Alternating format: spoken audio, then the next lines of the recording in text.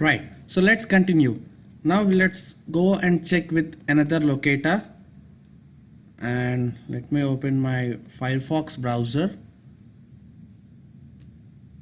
So this time we will actually look into the password field. Okay, so again, spy on it, password field exactly, and or you can right click and say inspect element.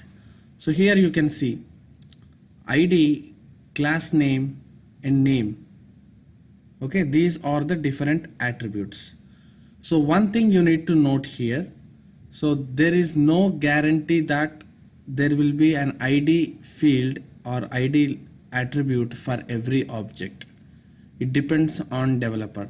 For example, when I click on forgot account, you will not see any ID in your HTML code. Okay, and there is no name or class name attribute as well, which supported by Selenium. So in that case, we will go with XPath or CSS. So these two locators are most commonly used locators across the world when they are working on Selenium WebDriver scripts. Even in real-time projects, when you work on your workplace, so mostly clients prefer XPath and CSS only, because for ID there is dependency. Okay, so for few fields ID may be defined by developer, for few fields there may not be an ID. Same applies to class name and name as well. So this is something different again, I'll tell you. But whatever the object on the page, XPath and CSS can be definitely extracted.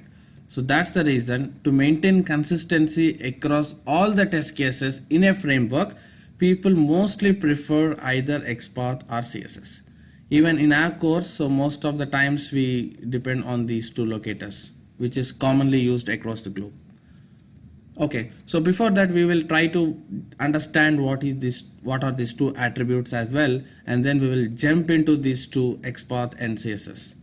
There are a lot to talk about these two. It will at least take 1-2 hours to discuss about this XPath and CSS. Okay, we'll go there. So when I inspect password field, you see that ID we have already seen. So this time let me select name attribute. Okay, name equals to pass. Very simple. I'll come back here again and say driver dot find element by dot what. So by dot, I'll go this time with name locator. So in that case, go and identify the name locator to identify this password field. And what is the action you need to do here? Sending the information, right? Just say dot send keys. So enter anything information here. You can just enter 1, 2, 3, 4, 5, 6. Okay, that's all. So when you run this test, automatically it will identify this password field with the name attribute what you passed, and it enters the text. Now I need to click on login button. Okay, again spy on it. Yeah, and now you see here the ID displaying here, and what else? Nothing. There is no name. If you see here, earlier we saw name and class name for email and phone. So class name, this is for password. But when you see for button, there is no class name, there is no name, and you have only ID. I told you, right? So these locators may not be for all the objects in the page. So you cannot simply rely every time using these locators to identify the objects using Selenium. So here only ID is there, and ID also is alphanumeric. Okay, so alphanumeric ID may vary every time. Okay, so for on every browser refresh, IDs may vary based upon their nature. So alphanumerics generally vary, but I guess in this Facebook, I don't think this ID varies. So let me refresh the test. Okay, I'm refreshing the browser, and again I'll inspect to make sure ID is not changing. It's changed. Earlier it is 6, now it is 2. So that means using ID is also not reliable in this case. Getting my point? So earlier it is U06, now it is U02. When you put U02 as ID in your script and ask your Selenium script to go and identify that login button with U02, and by the time when the browser is loaded with the Selenium script and it's try to identify, and that might varies. Okay, so it's better not to go when you see alphanumeric IDs. So let's note down what all we are learning here as a misconceptions.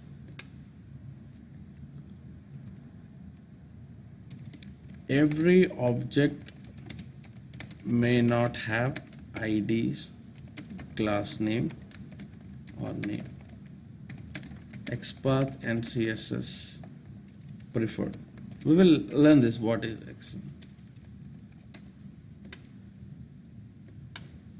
Next, alpha numeric IDs may vary on every refresh. Check before you do that. Okay, so here we will handle this login button using XPath or CSS. So right now we are still not into that point. I am going to hold this email ID and password till here. Okay, 1 second. Till this point, and let me go back to another website to complete this operation. So I'll come back again when I'm talking about XPath or CSS to this login. Or let me do another thing. You can click on this. Basically you want to select this forgot account. Okay, let me do it again. Yeah, strange, here you don't have ID as well, but you can identify this locator with the help of link text. So that means what Selenium is saying is, if you have any links on your web page, you just provide text of that link to me, so that based upon the text you provided, I will identify that link and I will perform the action whatever you have given. Okay, this is link. So how do you confirm whether the object you are seeing is a link or not?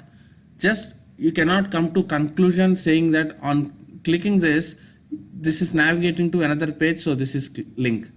You have to confirm by seeing this HTML attribute.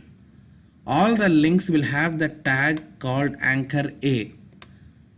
When you see anchor A as a tag, that means that particular object which you are referring to is a link. Okay, confirm the link object with anchor. We generally say anchor with tag. So when you see anchor A, you can successfully use that in your Selenium to click on it with the text what is displayed here. Let's do that. So it will enter username and password name, but before clicking on login, we are clicking on forgot account. So driver dot find element by dot, give the dot, and you see there is something like link text, isn't it? So pass the link text inside it, that's all. You can get that link text here.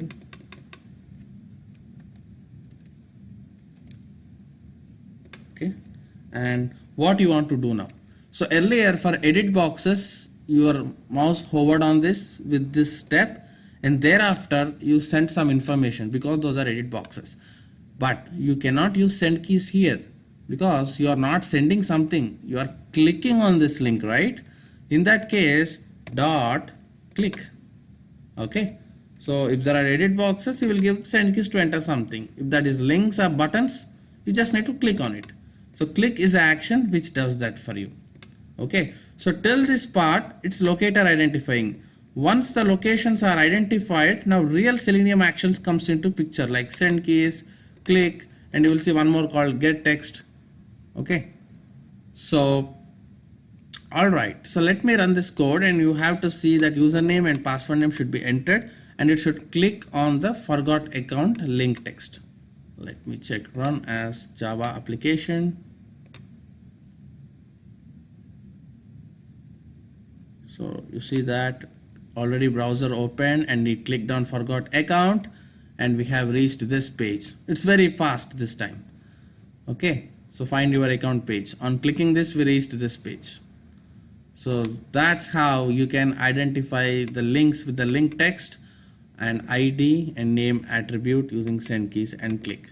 Okay, so in the next lecture, let's do one more exercise before we talk about XPath and CSS by picking different website.